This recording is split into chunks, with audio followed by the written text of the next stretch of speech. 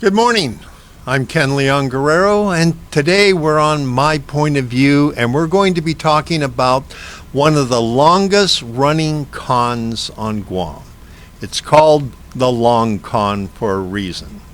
And the long con is an elaborate confidence game which develops in stages over an extended period of time where the cons are trying to gain the victim's trust and avoid small profits in hopes of getting the big one. And that's what we're going to talk about here today because, okay, for some reason my mouse isn't working.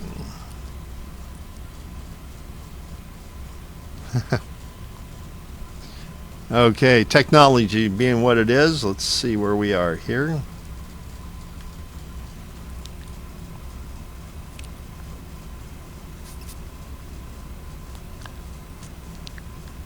Wouldn't you know it, my machine froze up. Okay, hold on one second. We're going to get this thing working here.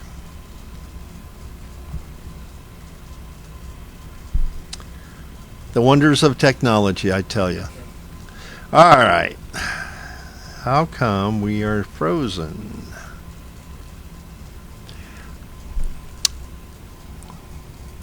Well, this is going to be a first. We're sitting here frozen. So what we're going to do here is, as we are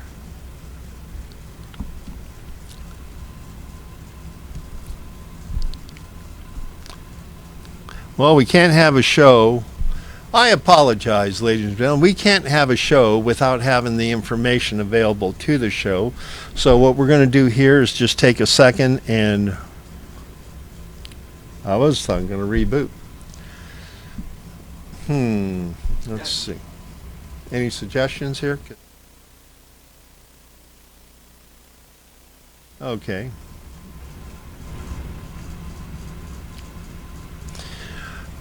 Well, what we're going to talk about here today is what we call the long con. Now, the long con is a confidence game. And unfortunately, for way too long, the people of Guam have been subjected to a variety of long cons. And okay, we're coming back up.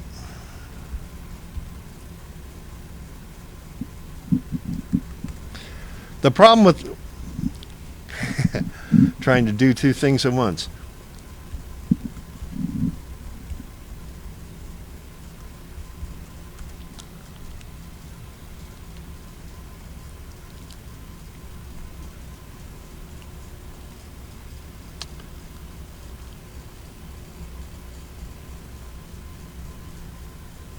That didn't do it.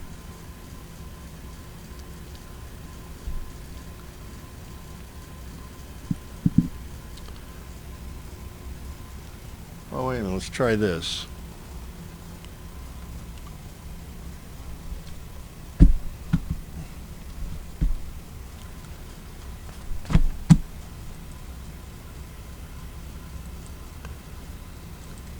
Okay, we're back. All right, for those of you old enough to remember the movie The Big Sting, that was a confidence game. It was another long con. And here on Guam, we have some more recent examples. The most recent one being the introduction and passage of Bill 30 by Senator Tina Muñoz Barnes, signed into law by Governor Leon-Guerrero. And this is a corporate welfare bill which basically diverted millions of dollars away from Guam Memorial Hospital to Guam Regional Medical Center, which at the time damaged our hospital, so the Guam Memorial, so badly that it's required additional infusions of millions of dollars of tax money. So this was the long con in this case, taking taxpayer dollars to replenish the funds that were being diverted. But that's not the only one that we're dealing with right now. If you remember back a few years ago, GRRP awarded millions of dollars in tax credits to the number 4 and 5 ranked bidder on a contract. That's That's another long con. And one of the more egregious ones in recent history has been the Simon Sanchez renovation contract, also introduced by Tina Muñoz Barnes and candidate for Congress Judy Wonpat. This con involved writing a piece of legislation so badly that it was going to cost taxpayers maybe $100 to $160 million to build a high school that had originally been forecast at about 70 to 80 million. And the fact that Simon Sanchez has not been rebuilt today shows the impact of a long con. More recent one is when a company that never designed or built a fish processing plant won a $14 million award in court against the taxpayers of Guam. Thank God it was overturned. And we have another recent example of where the airport gives multi-million-dollar contracts to a tax dodgers firm just because he was well connected. And then there was the Manhita Farms controversy where a 50-acre piece of land was put into play by politically well-connected insiders. And again, Northern Market, another long con. And that's still developing. You're going to hear more about that later. And of course, in not too distant past, we had that ambulance scam where Medicare was bilked out of millions of dollars. See, the art of the long con has been plaguing our island for decades, and every time a long con starts, the taxpayers of Guam lose millions of dollars of money and even public assets. The philosophy behind a long con is where perpetrators come to the people of Guam and say, we'll take our experience and your money and turn it into our money and your experience. Nothing epitomizes that more than the story of GRRP. GRRP, also known as Guam Resource Recovery Partnership, is a scam that has been running since 1982.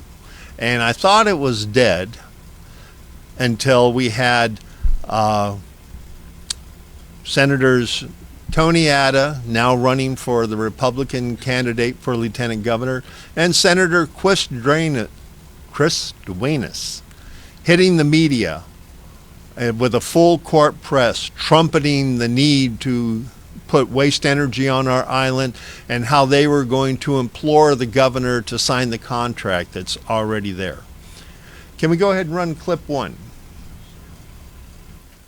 Well, John may not be aware that, we have a contract with the government of Guam. It was signed in 1996 and then amended to remove an illegal provision that was determined by the Supreme Court of Guam in 2008. We did that in late 2013 and early 2014. Now you hear there David Sablon, the spokesperson for Guam Resource Recovery Partner, talking about an existing waste energy contract. And let's go to full screen on this one here.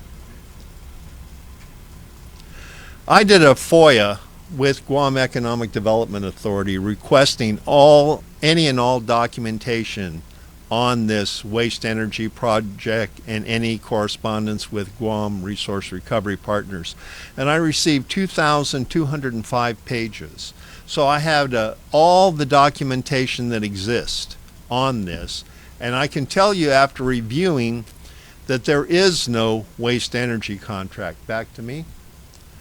There is no waste energy contract, and everything that we're hearing in the media is based on a extension of the long con, because in all the media stories and in all the media appearances, we keep hearing about this mythical Government of Guam lawsuit. Clip two.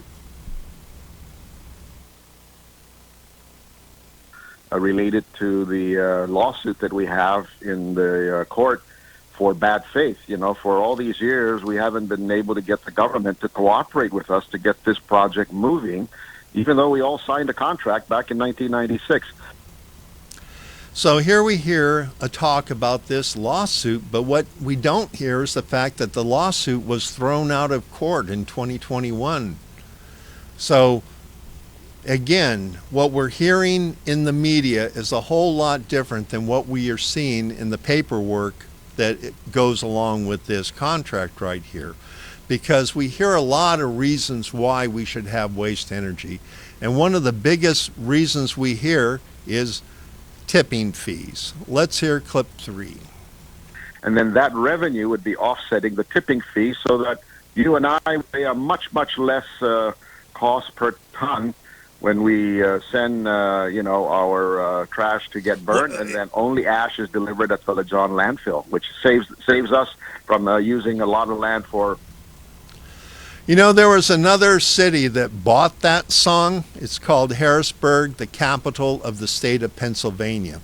They too were sold that bill of goods. They too were told that all we have to do is put a waste energy plant in and the tipping fees would be so low. At the end of the day, Harrisburg, Pennsylvania had to file bankruptcy. And the reason is because waste energy is a numbers game. And in spite of hearing that the waste energy plant would cause tipping fees to be lower, we have to look at the numbers here. In Harrisburg and Dauphin County, they had a population of 268,000 people. And after the introduction of waste energy, the trash tipping fees were $190 a ton. In surrounding counties, the tipping fees for waste were $80 a ton. So that was a myth that putting a waste energy plant would dramatically reduce tipping fees. So let's go back to the beginnings of our story here. And our story begins with this fictitious belief put forth that there's a contract. Let's go to full screen on this one, please. Because as you can see here, in a letter from Gita's counsel at the time, it is with regard to the license agreement, Gita rejects your assertion that the license is valid and in full force and effect. So back in 1987, 5 years back to me, after this agreement was signed, Gita is rejecting the license, and they are declaring that the license agreement was null and void. And the reason was, yes, there was a license issued back in 1982, but it was a 1-year license. Full screen. As you can see here, in Section 2, term, it says this license will remain in effect for a period of 1 year. And if at the end of 1 year substantial progress has been made, then it will be extended for a 2nd year. And at the end of the 2nd year, if there has been progress made, then it would be extended to a 3rd year. And at the end of a 3rd year, if progress had been made, it would be a 20-year license would be issued. The problem is, in 2,205 pages, I cannot find any documentation of any progress made, and I cannot find any written extension to the license. But what I do find is all this paperwork filed with the Superior Court of Guam and public notice announcing that Gita is filing actions against the company for failure to perform and terminating their license agreement. That was in 1987. And then out of the blue, Gita receives a letter from an attorney in Hawaii claiming to represent a company that wants to take over the obligations of this defunct contract. So, contrary to the assertion, there's no documentation whatsoever claiming there was a public bid offered and the bid was awarded to the holders of this license. Nothing could be further from the truth. It's just like somebody, hey, look at this lawsuit. This is interesting. Maybe we can do something here. And that's how the story got started. So what we're looking at here is a trail. But that trail came to a screeching halt in 2003 when the Guam Supreme Court voided the contract. Senator Ben Pangilinan and former Mayor Joseph Wesley filed a lawsuit against Guam Resource Recovery Partners because they did not believe the contract was valid. They had a lot of problems. They went into court and they actually won. Full screen. As you can see here, the contract was ruled null and void. So let's hear how GRRP is spinning this in the media. Clip 6, please. Now I got Ken Leon-Guerrero on line 3 is going to tell me that there is no contract. Well, let me just complete, Ray, that this has been dealt with in the court, and the court has validated this contract. So I mean, the court would not be hearing our case if there was no contract. So there is. It's just that the Supreme Court said there's a provision in there that needs to be cleaned up, which we already did, and we are now awaiting a signature of the governor and the president of GRP to get this thing moving. Yeah. Now you heard Dave Sablon say that the Supreme Court validated the contract and there was just a provision that needed to be cleaned up.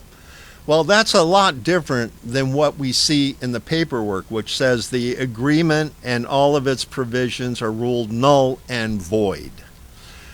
And he makes a claim that the reason that the Superior Court is still entertaining the lawsuit is because, this contract still exists. No, the lawsuit was filed against Government of Guam for failing to enter into negotiations on a new contract to replace the contract that was ruled here. I'm trying to get cute here. Didn't work. The lawsuit that GRP filed in the Superior Court of Guam after the Guam Supreme Court ruled this contract illegal was because Government of Guam refused, rightly so, to enter into negotiations for a new agreement to replace the one that was voided by the Supreme Court of Guam. So the Supreme Court in its decision did not say, hey, 97% of this contract is fine, just this little piece right here you need to replace. No, it said the contract is null and void, and that's why we are seeing this misstatement, if you will. It goes back to the philosophy of the Minister of Propaganda for the Third Reich, Joseph Goebbels, who said that if you tell a lie big enough and keep repeating it, people will eventually come to believe it. And that's what we see happening here as part of the instrumentality or the tools of this long con. We keep hearing in the media time and time again that there's a contract, it exists. There's no contract, it doesn't exist, but they keep saying it does. Which brings us to 2008. The federal receivership. Now, when the Court of Guam entered into the government of Guam was entered into a receivership with the federal court, the receiver took over full control of the solid waste system. And from that point on, the receiver was in charge of issuing any and all contracts and determining which contracts would continue to run and which contracts would be voided. So it was not even in the power of Government of Guam at that time. And go ahead and go to full screen on this one. And they even notified GRRP, the receiver notified GRRP that the purpose of this letter is in reference to your request to become part of the process, and it says that the contract is null and void as stated in the Guam Supreme Court, and the agreement died by its own terms. And we saw that earlier. Back to me. We saw that earlier when even in the terms of the license, it was 3 one-year licenses. And since the work was never performed, that contract was dead. But, you know, the GRRP persisted, and they went to the Office of the Attorney General. They tried to get the Attorney General's office to reverse the Guam Supreme Court or force government of Guam to enter into a new negotiation. The Attorney General at the time, Elizabeth Barrett Anderson, said no. You know, that contract is void. It was voided by the Supreme Court, and plus it was voided on its own terms and conditions. But that didn't stop GRP. They tried to get a permit. Now, bear in mind, you know, the contract had already died. The Guam Supreme Court had already voided the contract. The receivership was in total charge of any and all future contracts. The Office of the Attorney General refused to entertain GRRP, so they went to Guam Environmental Protection Agency and applied for a permit, which was denied. And in the denial, oops, wrong direction.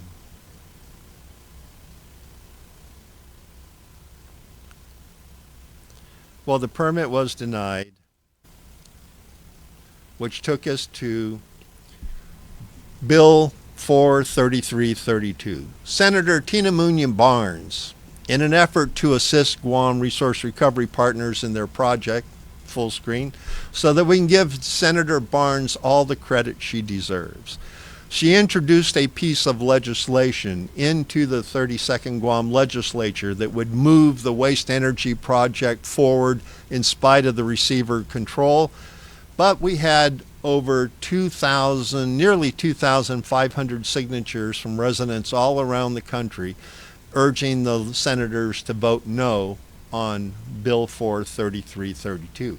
So it proved that there was no interest in the public whatsoever in this project. In fact, there was a lot of concerns by the public in the execution. So, after this failed in the 32nd and 33rd legislature, Guam Resource Recovery Partners took a new tack, and they took this contract to GITA. So let's run clip number 9.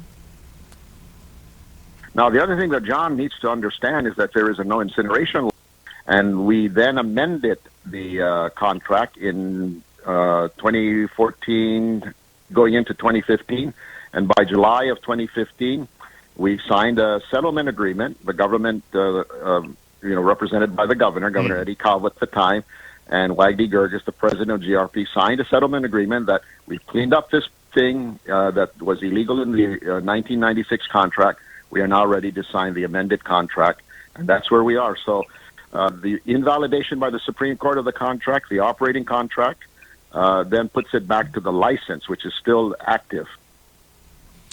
Well, we know the license is no longer active. That's what the lawsuit was over, trying to force government of Guam to come back. And here is a document that was signed that Dave Sablon references that, yes, Waggy Gurgis and the governor's office did sign an agreement on the recommendation of GITA. But as we see, the governor did sign an incinerator deal based on GITA. And then I did a presentation to the Guam Economic Development Authority pointing out a lot of the flaws in the process and the lack of due diligence on the part of board members, and the GITA board paused on the waste energy. And then on later reflection, when they paused, let me go back to this for a second. When they paused, they actually, come back to me. When they paused, they actually changed the motion. They revoked the motion approving or authorizing the governor to sign a contract, and they replaced it with a motion authorizing GITA to spend $50,000 to do a study to determine whether or not waste energy was economically viable for our island based on financials and whether or not the technology was safe. And I actually agreed with that motion and supported that motion at the time. That would be a good thing to help determine once and for all whether or not the numbers would be good for the people of Guam. And so after months of waiting for this RFP to come out, I kept calling GITA, and they finally told me that they axed the feasibility study, that they were informed by their legal counsel that it would be improper for GITA to spend money to determine whether or not something illegal, and at that time incineration was illegal, would be good for Guam. And I disagree with that thinking. I believe it actually would be a good thing for the government to invest in a study to determine whether or not waste energy was a good thing for Guam.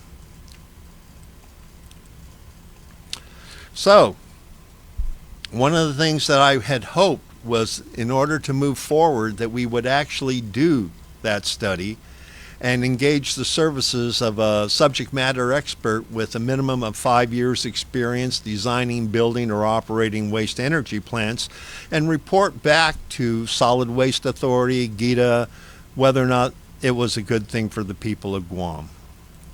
But with the GITA approval revoked, that took us down to GRRP's lawsuit in Guam, in the Superior Court of Guam, and that was terminated, as we saw earlier, in 2021. So where are we today? We have to understand certain things about this. And the one thing that we as citizens need to know to help avoid being forced to endure this long con any longer is that waste energy is a numbers game. Now, GRP maintains to this day that Guam generates somewhere between 700 and 725 tons of trash per day, putting us in the same league as Escambia County, Florida, with 305,000 residents, twice as many as Guam, and yet they generate less trash than we do. Or Madison County, Alabama, which is the seat of Birmingham, and they have 346,000 residents and generate 725 tons, the amount that GRP claims Guam generates today. And Monterey, California, with 428,000 residents, it generates 750 tons of trash a day. And they maintain that even in spite of records from Guam Solid Waste Authority, which shows that we are collecting between 200 and 300 tons a day before the restrictions on what could be put into the landfill went into effect, and now we're collecting still between 200, just under 200 to just over 200 tons a day. Now, GRP claims that the reason why we're not seeing those numbers on the scales is people are throwing the trash in the jungle or burning it. And I submit if we were burning 400 tons of trash in our backyards a day, we would look like California during burning season. So GRP tells us every chance they get that Japan has waste energy all over the place, and that's true.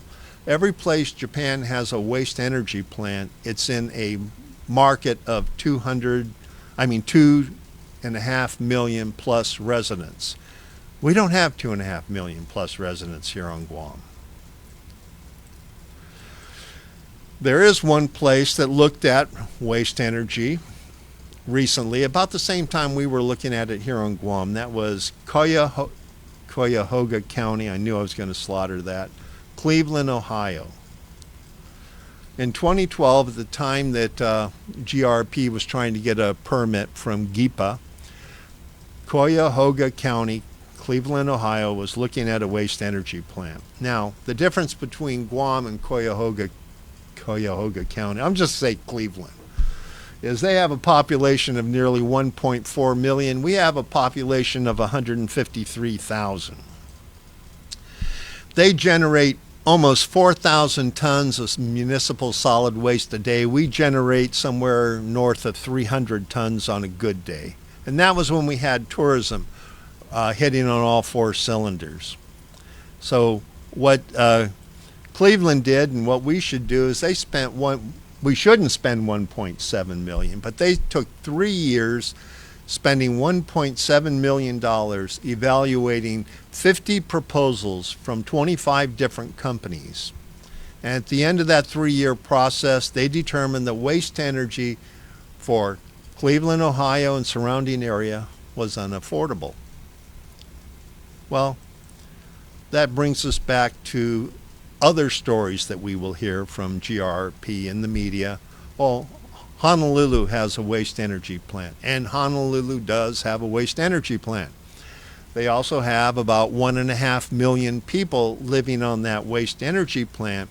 But as you can see right here, could you go to full screen? At the bottom of the screen here,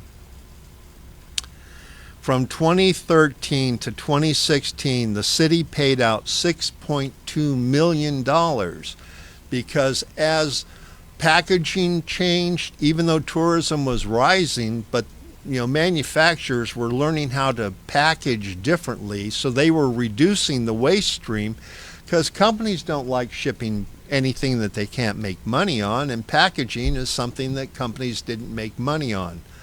So back to me. So the city and county of Honolulu was paid over $6 million because even with 92% of their trash going to the waste energy plant, they weren't making enough money to offset the operating cost of the waste energy plant. At the same time, GRP was before GIPA. Hilo, the Big Island of Hawaii, was looking at a similar waste energy plant that they were proposing here on Guam.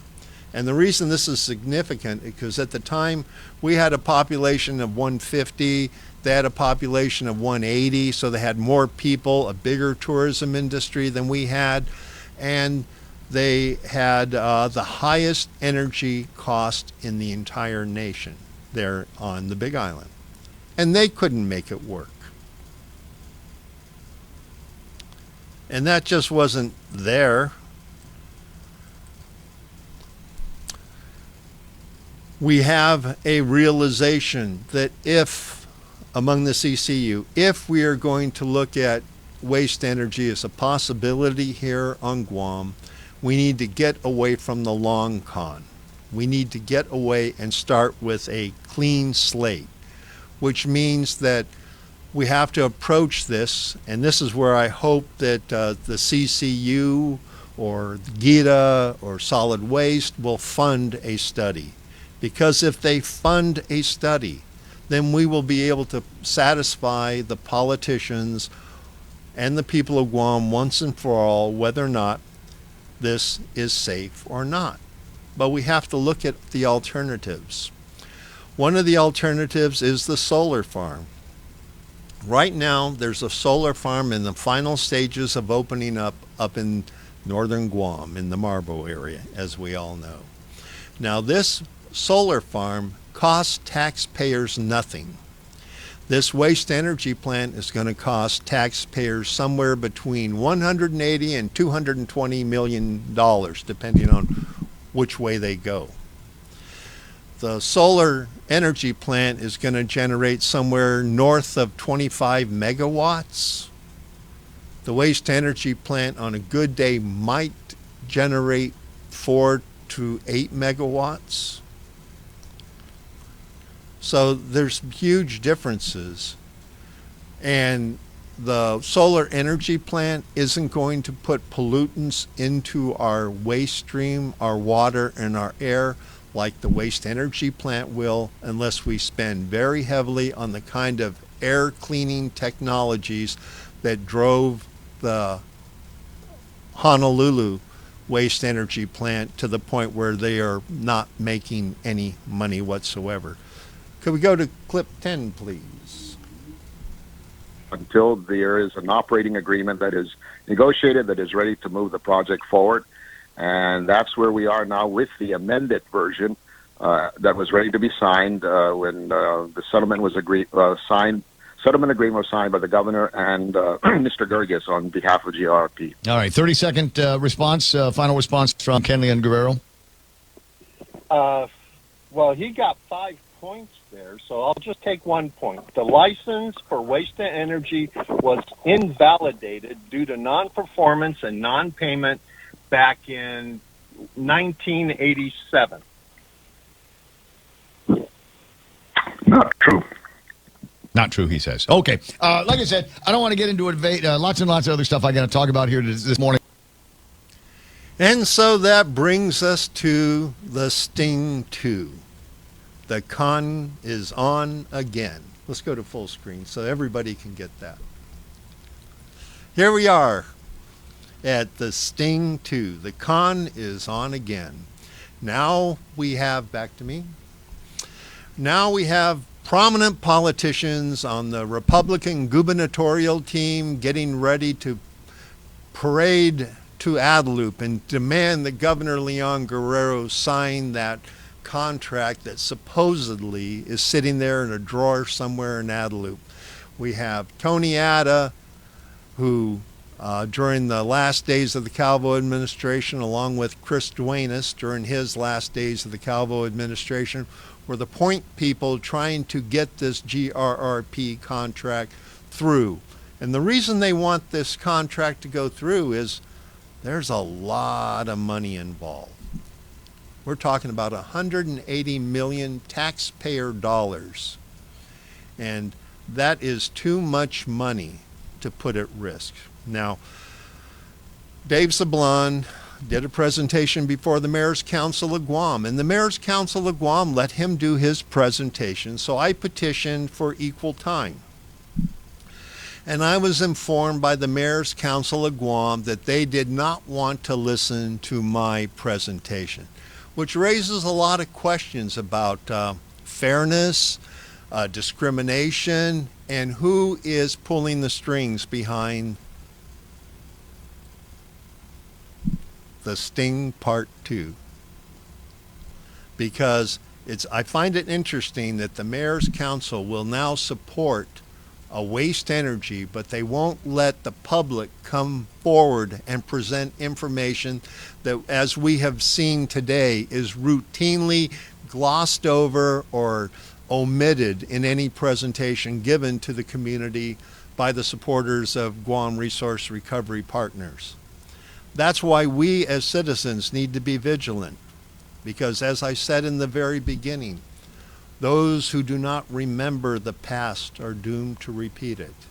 And as long as politicians think that we, as voters, are so distracted trying to keep our noses above water in an economy that's sinking, in double-digit inflation, job base that's shrinking, that we will not notice these little sleights of hands, because it's always in the paperwork. In all the long cons that I've been working on over the past 15 years, that always goes back to the paperwork. And right now there's an effort trying to shuffle paperwork around to make it appear that a waste energy plant is imminent when nothing could be further from the truth. So what we need to do is remember that the most powerful tool to change the future of our island for the better is our people with a pen in the privacy of a voting booth. So I encourage everybody watching this show to remember the names that are associated with this long con, which are Tony Atta, Chris Duenas, Tina Muñoz Barnes, and former Governor Eddie Calvo. And be alert, be vigilant, and call up the Guam Election Commission or go to the website and verify whether or not you are registered to vote or not. And if you're not registered to vote because 9,000 people were deleted in the first month of the Leon-Guerrero Tenorio administration, make sure you're registered to vote, and you can register to vote online. And remember, more important than registering to vote is to vote. And vote, remember, Those who do not remember the sins, let me go back here. We can't say this enough. Full screen, please. Those who not remember the sins of the past are doomed to repeat them. So let's send a very powerful message to politicians that we are going to, back to me, we are going to hold you accountable for your records and your campaign promises and the acts that you commit while in office. Because only by holding our politicians and government officials accountable for the things they say and do with the assets we place in their care and the money we put them in charge of, then and only then will Guam be a better place. I'm Ken Leon-Guerrero. This has been my point of view today, and I look forward to seeing you next week with another point of view.